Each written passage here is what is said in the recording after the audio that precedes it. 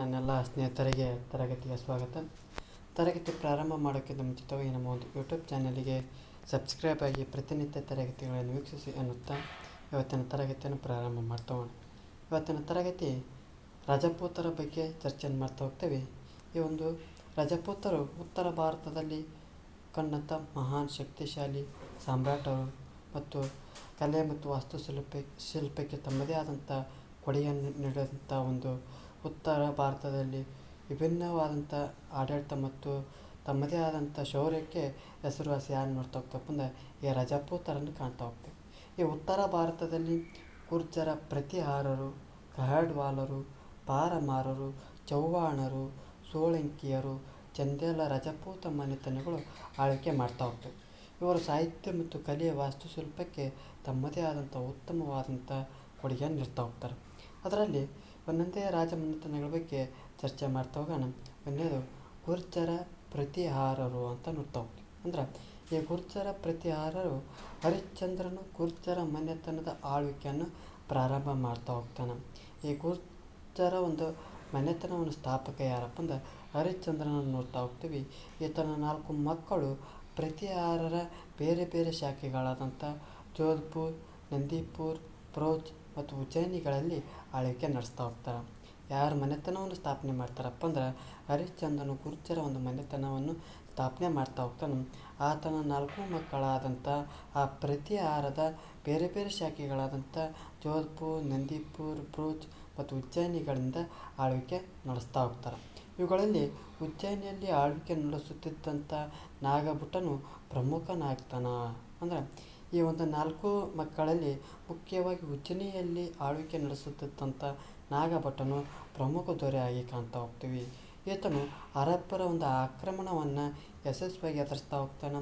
ಈತನು ಗುಜರಾತ್, ಮಾಳ್ವಾ ಜೊತೆಗೆ ರಜಪೂತನದ ಸ್ವಲ್ಪ ಭಾಗದವರು ತನ್ನ ಸಾಮ್ರಾಜ್ಯವನ್ನು ವಿಸ್ತರಿಸ್ತಾ ಹೋಗ್ತಾನೆ.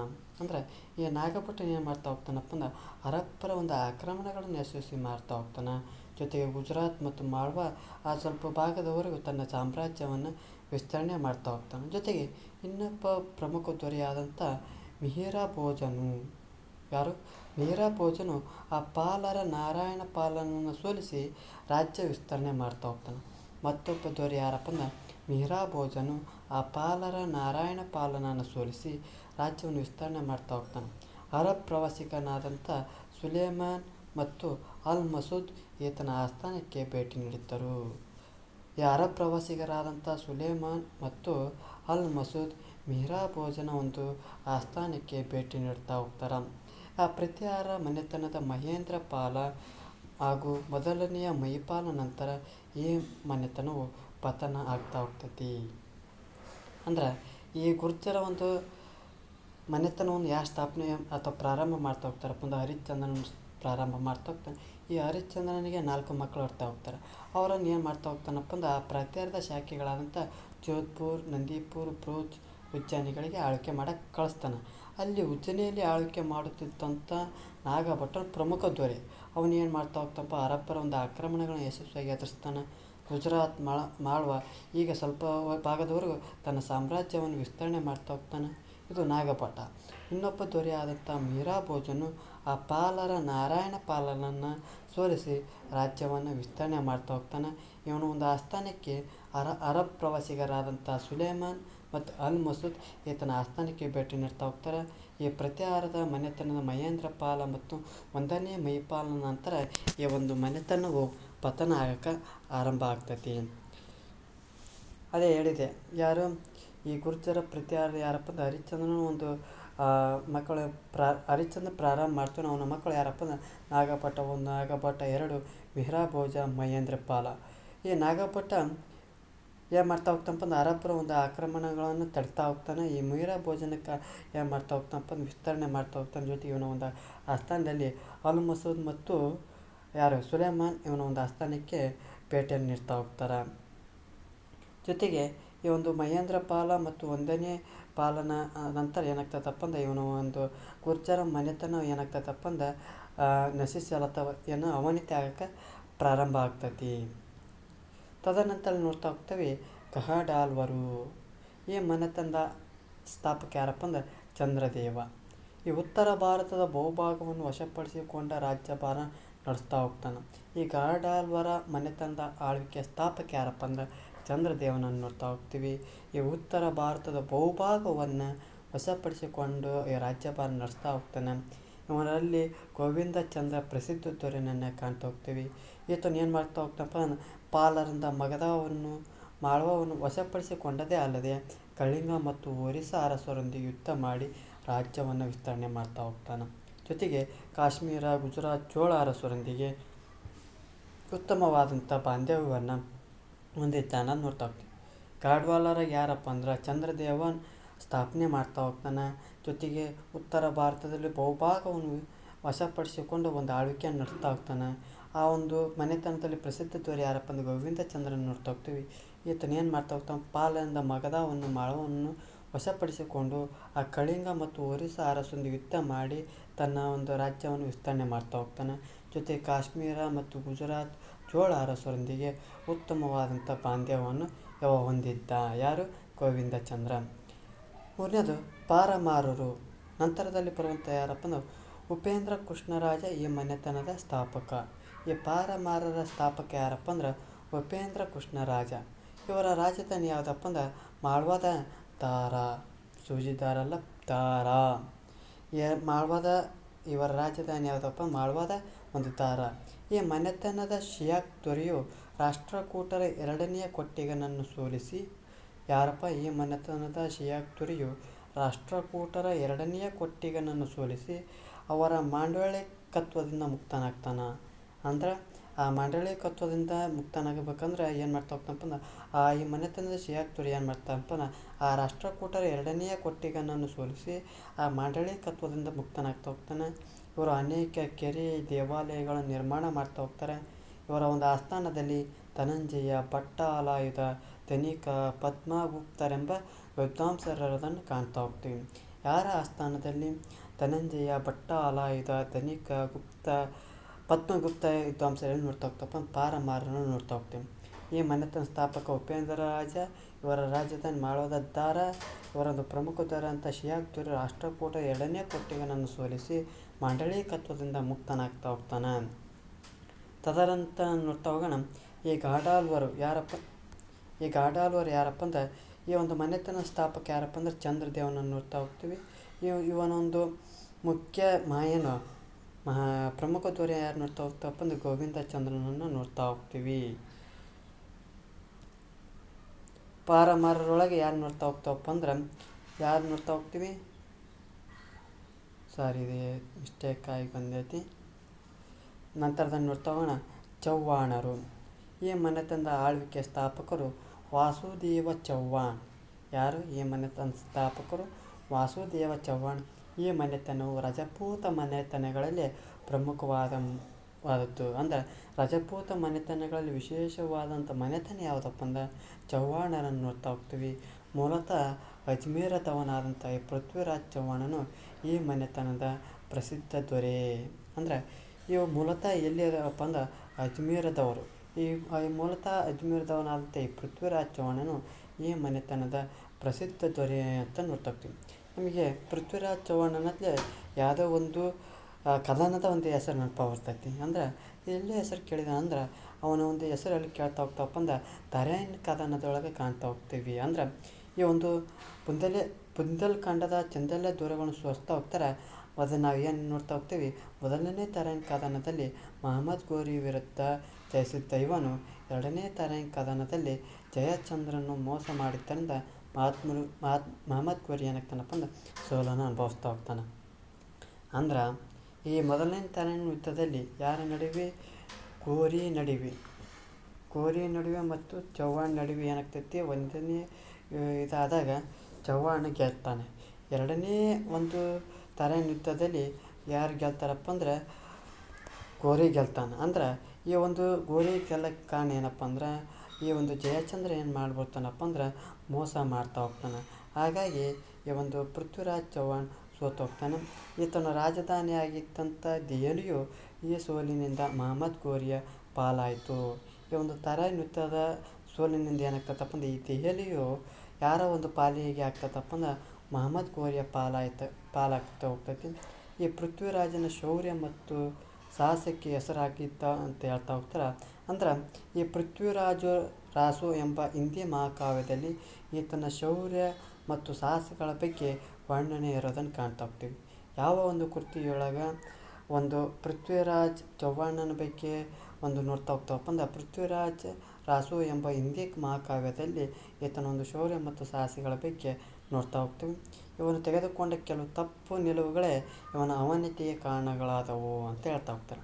ಅಂದ್ರೆ ಇವನು ಸ್ವಲ್ಪ ಎಲ್ಲಿ ಎಡ್ತಾ ಇದ್ದ ಅಂದರೆ ಕೆಲವು ತಪ್ಪು ನಿಲುವುಗಳು ಅಂದರೆ ತೀರ್ಮಾನ ಅಂದ್ರೆ ಡೆಸಿಷನ್ ತಗೊಳೋದನ್ನು ಇಂಪಾರ್ಟೆಂಟ್ ಹೇಳ್ತಾ ಹೋಗ್ತಲ್ಲ, ಆ ಒಂದು ಯಾವುದೇ ಒಂದು ತೀರ್ಮಾನ ತಗೋಬೇಕಾದ್ರೆ ಒಂದು ಆಲೋಚನವಾಗಿ ಮುಂದಾಲೋಚನವಾಗಿ ತೆಗೆದುಕೊಳ್ಳೋ. ಹಾಗಾಗಿ ಇವನೊಂದು ಕೆಲವು ತೆಗೆದುಕೊಂಡಂಥ ನಿರ್ಧಾರಗಳು ತಪ್ಪು ನಿಲುವುಗಳು ಇವನೊಂದು ಅವನತಿಗೆ ಕಾರಣ ಆಗ್ತಾ ಹೋಗ್ತವೆ. ಅಂದ್ರೆ ಈ ಮನೆತನದ ಸ್ಥಾಪಕ ವಾಸುದೇವ್ ಚವ್ಹಾಣ್, ಪ್ರಮುಖವಾದಂಥ ದೊರೆ ಪೃಥ್ವಿರಾಜ್ ಚವ್ಹಾಣ್ ಬುಂದೇಲ್ಖಂಡದ ಚಂದೇಲರನ್ನು ಸೋಲಿಸ್ತಾ ಹೋಗ್ತಾರೆ. ಮೊದಲನೇ ತರಾನ್ ಯುದ್ಧದಲ್ಲಿ ಮಹಮ್ಮದ್ ಘೋರಿಯನ್ನು ಸೋಲಿಸ್ತಾ ಹೋಗ್ತಾನೆ. ಎರಡನೇ ತರಾನ್ ಯುದ್ಧದಲ್ಲಿ ಜಯಚಂದ್ರನ ಮೋಸ ಮಾಡಿದ್ದರಿಂದ ಪೃಥ್ವಿರಾಜ್ ಚವ್ಹಾಣ ಸೋಲ್ತಾ ಹೋಗ್ತಾನೆ. ಇವನ ಒಂದು ಸೋಲಿನಿಂದ ದೆಹಲಿ ಯಾರ ಪಾಲಾಗ್ತದಪ್ಪ ಅಂದ್ರೆ ಮಹಮ್ಮದ್ ಘೋರಿಯ ಒಂದು ಪಾಲಾಗೋದನ್ನು ಕಾಣ್ತಾ ಹೋಗ್ತೀವಿ.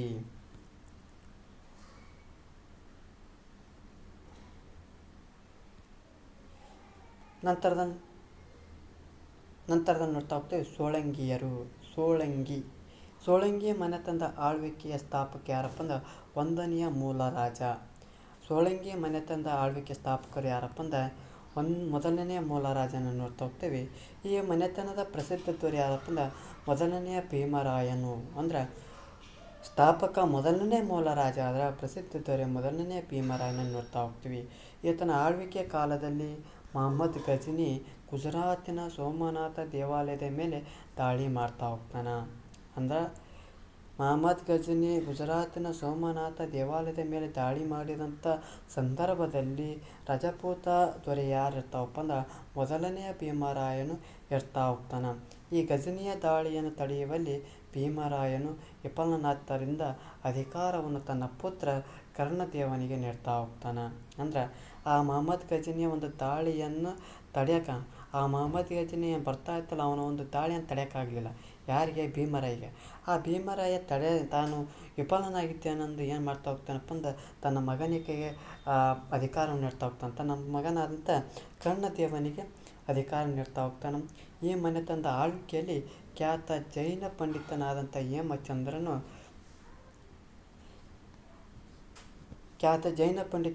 ಹೇಮಚಂದ್ರ ದೇಶಿ ನಾಮ ಮಾಲ ಎಂಬ ಖ್ಯಾತ ನಿಘಂಟನ್ನು ಪ್ರಾಕೃತ ಭಾಷೆಯಲ್ಲಿ ರಚಿಸ್ತಾ ಹೋಗ್ತಾನೆ.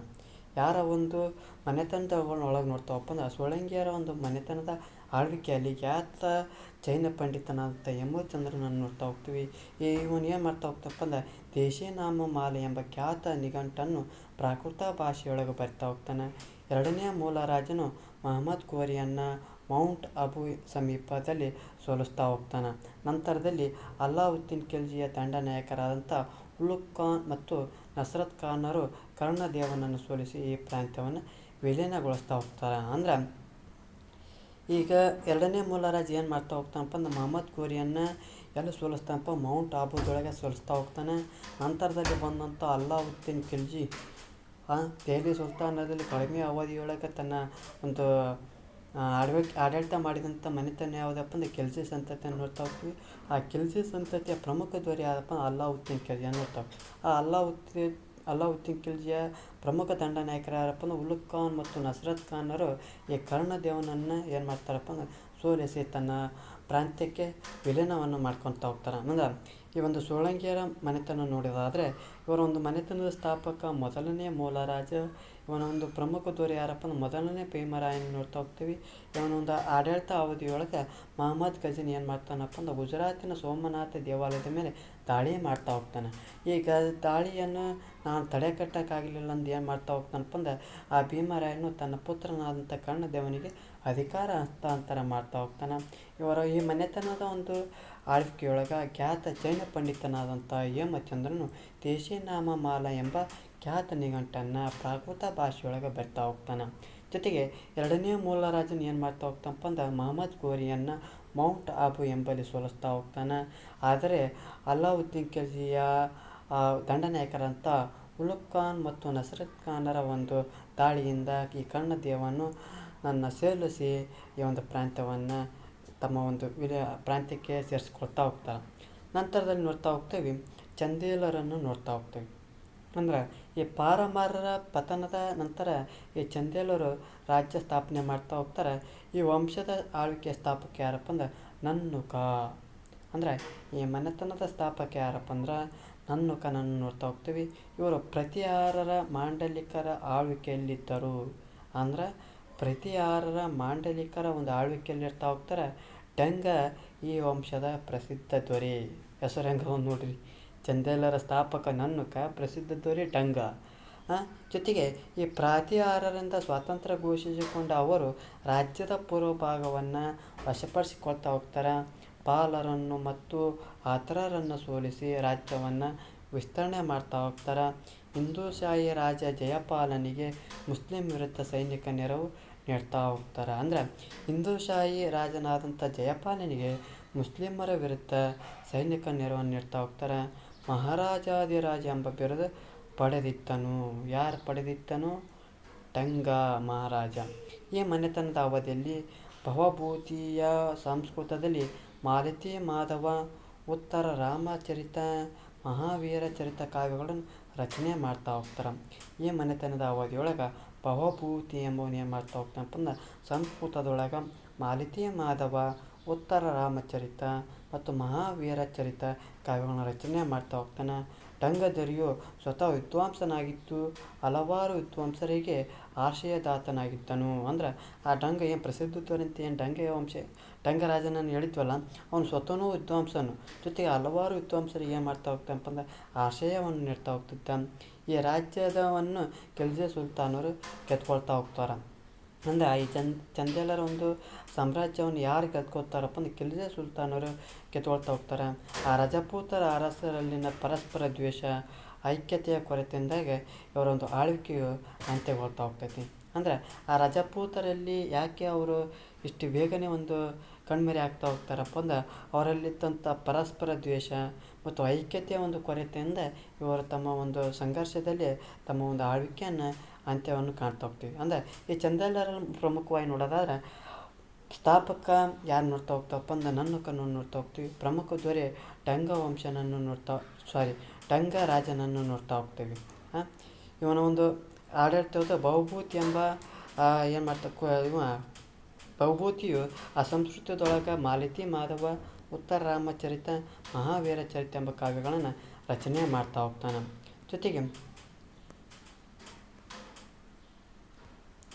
ಜೊತೆಗೆ ಇದಿಷ್ಟೇ ಅಂತಂದ್ರೆ ಆ ಒಂದು ರಜಪೂತರ ಒಂದು ಮನೆತನಗಳನ್ನು ನೋಡ್ತಾ ಹೋದ್ವಿ. ಒಟ್ಟಾರೆಯಾಗಿ ರಜಪೂತರ ಕೊಡುಗೆಗಳನ್ನು ನೋಡೋದಾದ್ರೆ ಆ ರಜಪೂತರು ಕ್ಷತ್ರಿಯರಾಗಿದ್ದು ಶೂರ ಯೋಧರಾಗಿದ್ದರನ್ನು ಕಾಣ್ತಾ ಹೋಗ್ತೀವಿ. ಅಂದ್ರೆ ಏನಪ್ಪ ಅಂದ್ರೆ ಇವರ ಸಮಾಜದಲ್ಲಿ ಸತಿ ಪದ್ಧತಿ, ಜೋಹರ್ ಪದ್ಧತಿಗಳು ಅಸ್ತಿತ್ವದಲ್ಲಿದ್ದವು.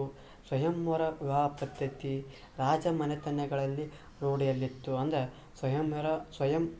ಸ್ವಯಂವರ ವಿವಾಹ ಪದ್ಧತಿ ಈ ರಾಜ ಮನೆತನಗಳಲ್ಲಿ ರೂಢಿಯಲ್ಲಿರೋದನ್ನು ನೋಡ್ತಾ ಹೋಗ್ತೀವಿ. ಈ ರಜಪೂತರ ಸ್ತ್ರೀಯರು ಸ್ವಾಭಿಮಾನದಿಂದ ಕೂಡಿದವರಾಗಿದ್ದು ಅತ್ಯಂತ ಧೈರ್ಯಶಾಲಿಗಳಾಗಿದ್ದರು. ಇವರು ಸಾಹಿತ್ಯ, ನೃತ್ಯ, ಸಂಗೀತ, ಚಿತ್ರಕಲೆ, ಕಸೂತಿ ಕಲೆಗಳಲ್ಲಿ ಪರಿಣಿತರಾಗಿರೋದನ್ನು ಕಾಣ್ತಾ ಹೋಗ್ತೀವಿ. ಈ ರಜಪೂತ ಅರಸರು ವಿದ್ವಾಂಸರುಗಳಿಗೆ ಪ್ರೋತ್ಸಾಹ ನೀಡುವುದರೊಂದಿಗೆ ಸಾಹಿತ್ಯ ಕ್ಷೇತ್ರಕ್ಕೆ ಅಪಾರವಾದಂಥ ಕೊಡುಗೆಯನ್ನು ನೀಡ್ತಾ ಹೋಗ್ತಾರೆ. ಭೋಜ, ಮುಂಜ ಎಂಬ ರಜಪೂತ ಅರಸರುಗಳೇ ಸ್ವತಃ ವಿದ್ವಾಂಸರಾಗಿರೋದನ್ನು ಕಾಣ್ತಾ ಹೋಗ್ತೀವಿ.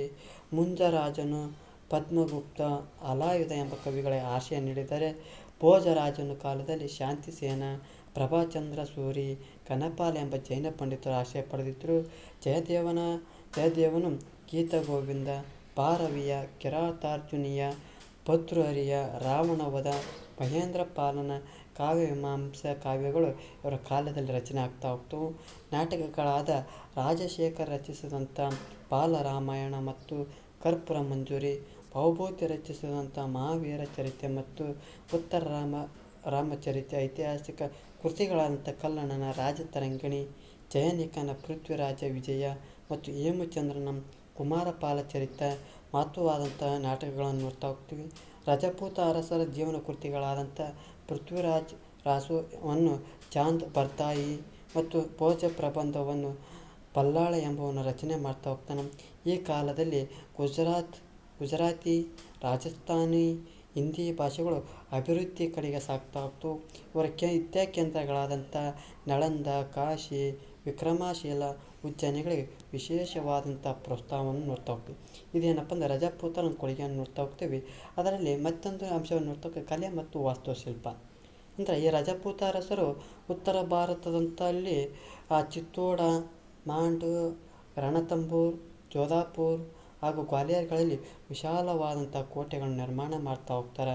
ಇವರು ನಿರ್ಮಿಸಿದಂಥ ಜೈಪುರ್, ಗ್ವಾಲಿಯರ್, ಉದಯಪುರಗಳ ಅರಮನೆಗಳು, ಮೌಂಟ್ ಅಬುವಿನ ತಿಲ್ವಾರ ದೇವಾಲಯ, ಹಿಮಾಲ್ ವಸಾಯಿ ಮತ್ತು ಲೂನಾ ವಸಾಯಿ ದೇವಾಲಯಗಳು ಸುಂದರ ಕಲಾತ್ಮಕತೆಯಿಂದ ಕೊಡ್ತಾ ಹೋಗ್ತವೆ. ಅಂದರೆ ಈ ಒಂದು ಅರಮನೆಗಳು ಅತ್ಯಂತ ಸುಂದರವಾದಂಥ ಕಲಾಕೃತಿಗಳಿಂದ ಕೂಡಿರೋದನ್ನು ಕಾಣ್ತಾ ಹೋಗ್ತೀವಿ. ಆ ಚಂದೇಲರು ಆ ಮಧ್ಯಪ್ರದೇಶದ ಖಜುರಾಹೋದ ಖಂಡರಾಯ ಮಹಾದೇವಾಲಯವನ್ನು ಕಟ್ಟಿಸ್ತಾ ಹೋಗ್ತಾರೆ. ಚಂದೇಲರು ಮಧ್ಯಪ್ರದೇಶದಲ್ಲಿ ಖಜುರಾಹೋದ ಖಂಡರಾಯ ದೇವಾಲಯವನ್ನು ಕಟ್ಟಿಸ್ತಾ ಹೋಗ್ತಾರೆ. ಇವರ ಕಾಲದಲ್ಲಿ ನಿರ್ಮಿತವಾದಂಥ ದೇವಾಲಯಗಳಲ್ಲಿ ಶೈವ ಮತ್ತು ವೈಷ್ಣವ ದೇವಾಲಯಗಳಿವೆ. ಅಂದ್ರೆ ಈ ಒಂದು ದೇವಾಲಯ ಶೈವ ಮತ್ತು ವೈಷ್ಣವ ದೇವಾಲಯಗಳಿರೋದನ್ನು ಕಾಣ್ತಾ ಹೋಗ್ತೀವಿ. ಅಂದ್ರೆ ಖಜುರಾಹೋದ ಖಂಡರಾಯ ಮಹಾದೇವ ದೇವಾಲಯವನ್ನು ಕಟ್ತಾ ಹೋಗ್ತಾರೆ. ಯಾರಪ್ಪ? ಚಂದೇಲರು. ಜೊತೆಗೆ ಇವರು ಚಿತ್ರಕಲೆಗೂ ಪ್ರೋತ್ಸಾಹವನ್ನು ನೀಡ್ತಾ ಹೋಗ್ತಾರೆ. ಆ ಚಿತ್ರಕಲಾ ಶೈಲಿಯನ್ನು ರಾಜಸ್ಥಾನಿ ಕಲಾಶೈಲಿ ಮತ್ತು ಪಾರಿ ಕಲಾಶೈಲಿ ಎಂದು ವರ್ಗೀಕರಿಸಲಾಗಿದೆ. ಮಿಹಾರ, ಬಿಕಾನಾರ್, ಜೋಧಾಪುರ್, ಜೈಸಲ್ಮೇರ್ ಮತ್ತು ಪುಣೆಗಳಲ್ಲಿ ರಾಜಸ್ಥಾನಿ ಶೈಲಿಯ ಚಿತ್ರಗಳನ್ನು ಕಾಣ್ತಾ ಹೋಗ್ತೀವಿ. ಆ ಕಸೂಲಿ, ಜಮ್ಮು, ಕರ್ವಾಲ್ಗಳಲ್ಲಿ ಪಾರಿ ಕಲಾಶೈಲಿಯ ಕಲೆಗಳನ್ನು ಕಾಣ್ತಾ ಹೋಗ್ತೀವಿ. ಇದಿಷ್ಟೇನಪ್ಪ ಅಂದ್ರೆ ರಜಪೂತರ ಒಂದು ಮನೆತನಗಳ ಬಗ್ಗೆ ಚರ್ಚೆ ಮಾಡಿದ್ವಿ. ರಜಪೂತರ ಒಂದು ಕೊಡುಗೆಗಳ ಬಗ್ಗೆ ಚರ್ಚೆ ಮಾಡಿದ್ವಿ. ವಿಶೇಷವಾಗಿ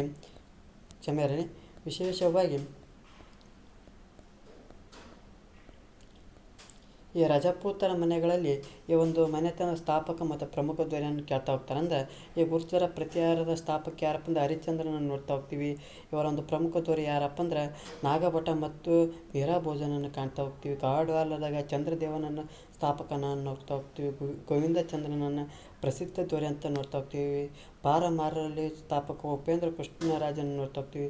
ಮನೆತನದ ಒಂದು ಪ್ರಮುಖ ಧ್ವರಿ ಶಿಯಾಕ್. ಚೌಹಾಣರೊಳಗೆ ವಾಸುದೇವ ಚೌಹಾಣನ ಸ್ಥಾಪಕನನ್ನು ನೋಡಿದ ಪೃಥ್ವಿರಾಜ್ ಚೌಹಾಣನ ಪ್ರಮುಖ ಧ್ವರಿಯನ್ನು ಕಾಣ್ತಾ ಹೋಗ್ತೀವಿ. ಸೋಳಂಗಿಯರ ಒಂದು ಸ್ಥಾಪಕ ನೋಡಿದ ಮೊದಲನೇ ಮೂಲರಾಜನನ್ನು ನೋಡ್ತಾ ಹೋಗ್ತೀವಿ. ಪ್ರಮುಖ ಧ್ವರಿ ಆದಪ್ಪ ಅಂದ್ರೆ ಕರ್ಣದೇವ ಮತ್ತು ಭೀಮರಾಯನನ್ನು ನೋಡ್ತಾ ಹೋಗ್ತೀವಿ. ಚಂದೇಲರ ಒಂದು ಸ್ಥಾಪಕ ಯಾರಪ್ಪ ಅಂದ್ರೆ ನನ್ನಕನನ್ನು ನೋಡ್ತಾ ಹೋಗ್ತೀವಿ. ಪ್ರಮುಖ ಧ್ವರಿ ಯಾರಪ್ಪ ಅಂದ್ರೆ ಟಂಕ ಮಹಾರಾಜನನ್ನು ನೋಡ್ತಾ ಹೋಗ್ತೀವಿ. ಅಂದರೆ ಈ ರೀತಿಯಾದಂಥ ಸ್ಥಾಪಕ ಮತ್ತು ಪ್ರಮುಖ ಧ್ವರಿಗಳ ಬಗ್ಗೆ ಪ್ರಶ್ನೆಯನ್ನು ಕೇಳ್ತಾ ಹೋಗ್ತಾರೆ. ಈ ಒಂದು ತರಗತಿ ಇಷ್ಟ ಆಗಿತ್ತು, ನಮ್ಮ ಒಂದು ಯೂಟ್ಯೂಬ್ ಚಾನಲಿಗೆ ಸಬ್ಸ್ಕ್ರೈಬ್ ಆಗಿ ಮತ್ತು ಈ ಒಂದು ತರಗತಿ ಪರಿಣಾಮಕಾರಿ ಹತ್ರ ಆಗಿತ್ತಪ್ಪ ಅಂದ್ರೆ ಲೈಕ್ ಮಾಡಿ, ಇಲ್ಲದಿದ್ದರೆ ಡಿಸ್ಲೈಕ್ ಮಾಡಿ. ಏನಾದರೂ ದೋಷಗಳು ಮತ್ತು ನಿಮ್ಮ ಅಭಿಪ್ರಾಯಗಳನ್ನು ಕಮೆಂಟ್ ಬಾಕ್ಸ್ನ ಮೂಲಕ ತಿಳಿಸಿ ಅನ್ನುತ್ತಾ ಇವತ್ತಿನ ತರಗತಿಯನ್ನು ಮುಗಿಸ್ತೇನೆ. ಮುಂದಿನ ತರಗತಿಯಲ್ಲಿ ವಿಶೇಷವಾದಂಥ ತರಗತಿಯೊಂದಿಗೆ ಬರ್ತಾ ಹೋಗ್ತೀನಿ. ಎಲ್ಲರಿಗೂ ಧನ್ಯವಾದಗಳು.